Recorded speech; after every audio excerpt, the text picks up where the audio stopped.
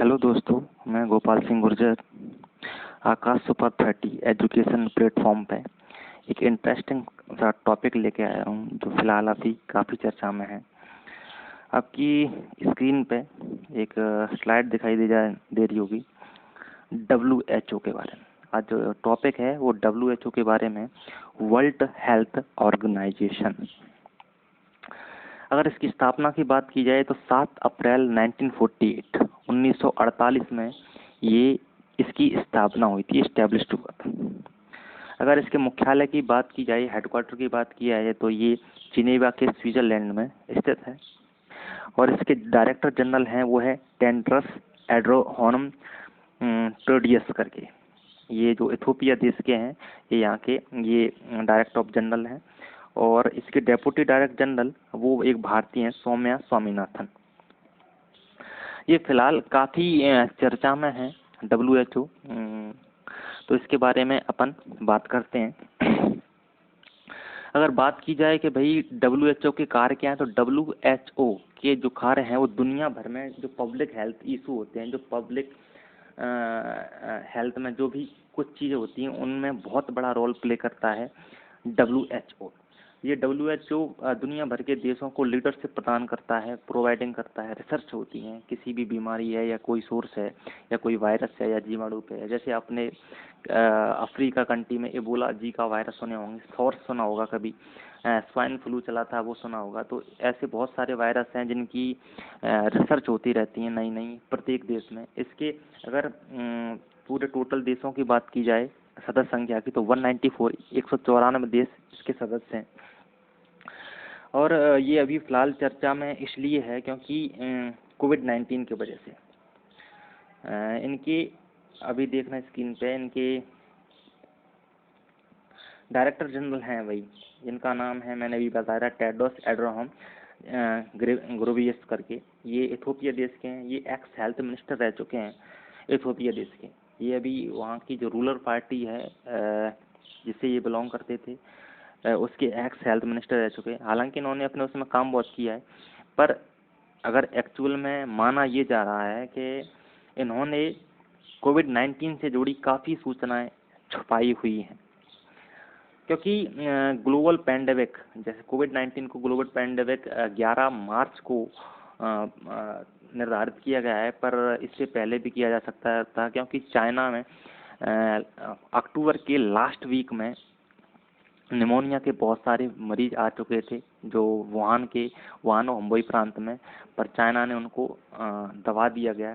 जबकि इनकी एक विजिट भी हुई थी और उससे पहले 31 दिसंबर को चाइना ने खुद बताया कि ये एक पैंडेमिक है करके।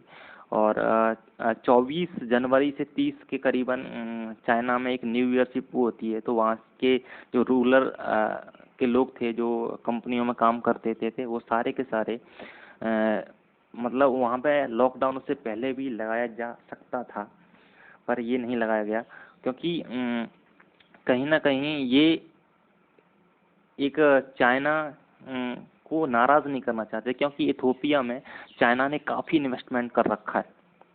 तो इन्होंने सीधे सीधे उसका ना लेके, बल्कि इन्होंने एक सूचना भी निर्धारित की थी कि ये ह्यूमन टू ह्यूमन डिलीवर नहीं हो रहा, मतलब मानव से मानव द्वारा नहीं फैल रहा है ये, तो इतना लॉकडाउन करने की ज़रूरत नहीं है।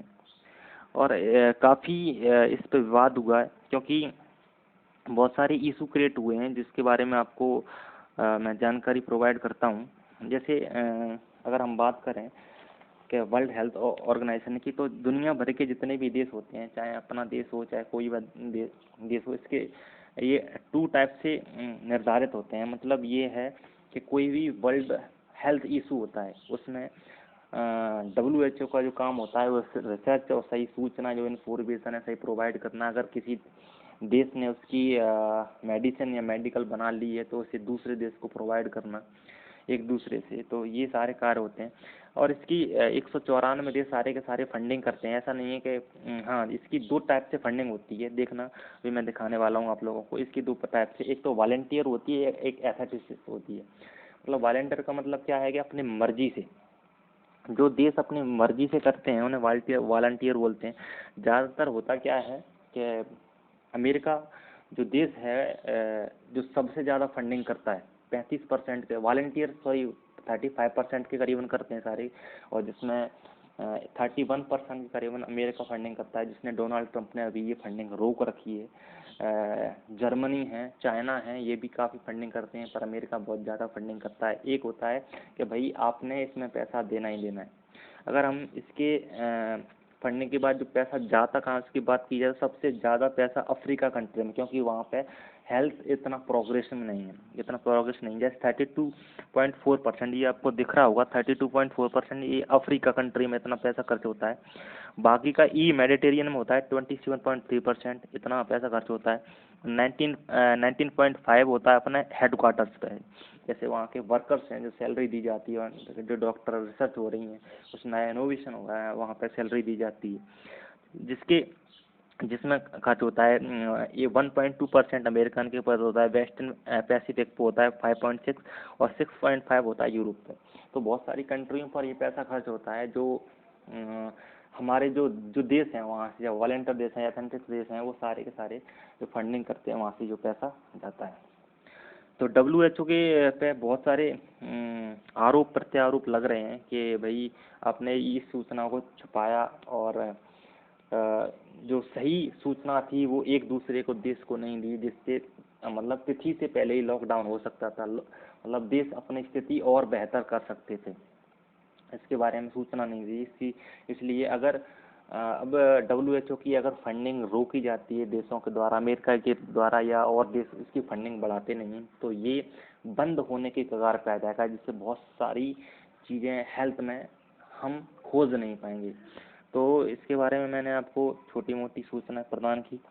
अभी नया चैनल है, कोशिश करेंगे हम कम टाइम में आपको ज़्यादा से ज़्यादा सूचनाएं प्रदान कर पाएँ। हम आपके क्षेत्र में गोरीमी में एक आकाश सुपर 30 के नाम से एक एजुकेशन प्लेटफॉर्म लेके आ रहे हैं, जो ऑनलाइन एंड ऑफलाइन दोनों टाइम में होगा, जिसमें IITian बेस्ट टीचर आपको प्रोवाइड किए जाएंगे, जो बेस्ट 90% क्या कहते हैं कि गारंटेड होगी। इसके फाउंडर आकाश दंडोतिया हैं। तो आप संपर्क करें, और कोविड-19 जैसे ही राहत मिलती है हम इसकी शुरुआत करते हैं। धन्यवाद।